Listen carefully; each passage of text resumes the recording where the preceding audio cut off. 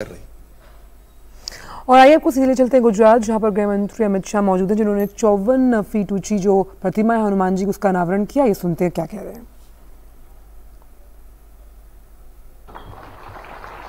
गोपालानंद स्वामीए પોતાના જીવનનું બધું તપ સહજાનંદ સ્વામીની કરેલી બધી સેવા અને અનેક જીવનના પુણ્યોનો સરવાળો બધો આ કષ્ટભંજન દેવની મૂર્તિમાં મૂકી યુગો યુગો સુધી અનેક દુઃખી જીવોના કલ્યાણનો રાસ્તો માર્ગ પ્રશસ્ત કરવાનો અને આજે સારંગપુર ધામને નવી ઊંચાઈઓ तरफ लई जवा माटे ट्रस्टीओए परम पूज्य आचार्य महाराजना नेतृत्वमां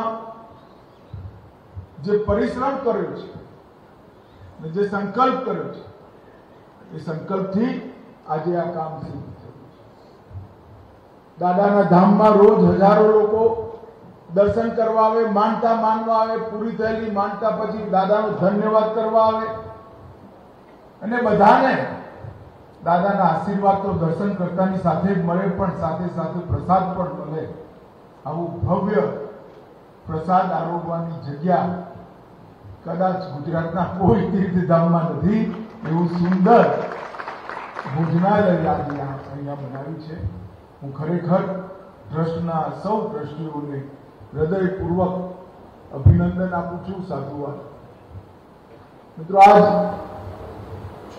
कोइंसिडेंट है कि हनुमान जयंती पण छे ने भारतीय जनता पार्टी नो स्थापना दिवस पण छे।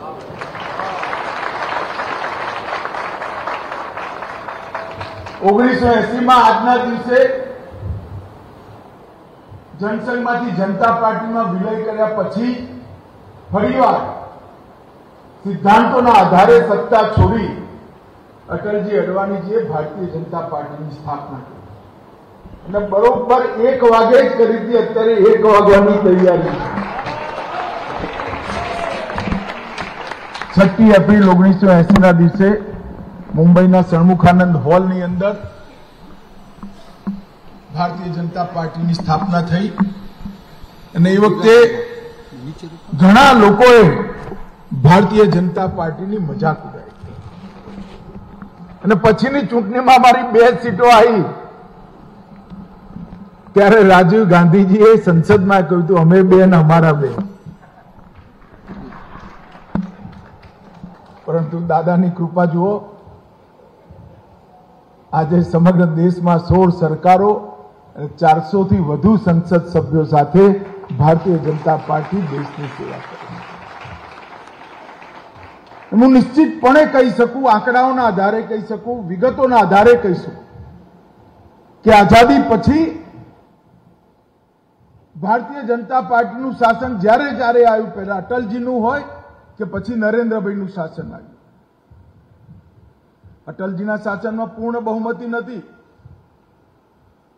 છતાંય અટલજીનું શાસન આવ્યું ત્યારે અને અત્યારે નરેન્દ્રભાઈનું શાસન 10 વર્ષ થવા, 9મું વર્ષ હવે બેસશે। 9 વર્ષ પૂરા થશે, 10મું વર્ષ બેસશે। આ 10 વર્ષની અંદર જ્યારે જ્યારે ભારતીય જનતા પાર્ટીનું શાસન આવ્યું, ભારતીય સંસ્કૃતિનો ધ્વજ સમગ્ર વિશ્વની અંદર બુલંદ કરવાનું કામ ભારતીય જનતા પાર્ટી। મિત્રો, જ્યારે નરેન્દ્રભાઈને પૂર્ણ બહુમતી મળી, બધાએ કહ્યું કે હવે શું બાનું છે ભાઈ, પૂર્ણ બહુમતી આવી ગઈ। 2019 में फरीवार पूरी बहुमती आई, उघराणी थवा माड़ी। 370 नु शू तमे 1950 थी वचन आप्युं छे, वाते साची अमे 1950 थी कहेता था।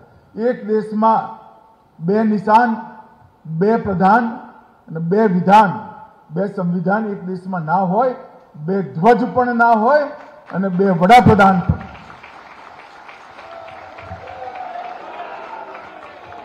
5 ऑगस्ट 2019 नरेंद्रभाई कशुं बोल्या वगर कलमना 1 ઝાટકે 370મી कलम हमेशा માટે।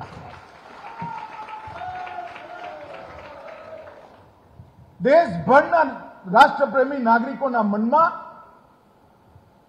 જે ગરીબ હતો, તવંગર હતો, મોટા ઉદ્યોગપતિઓ હતા, રિક્ષા ચલાવવાનો જણ હતો કે હોટલમાં પીરસવાળો વેટર હતો, બધાના મનમાં એક સંતોષ થઈ ગયો કે આઝાદી પછી નરેન્દ્રભાઈએ લોકોની ઈચ્છા પૂરી કરી અને આજે કાશ્મીર આપણું છે.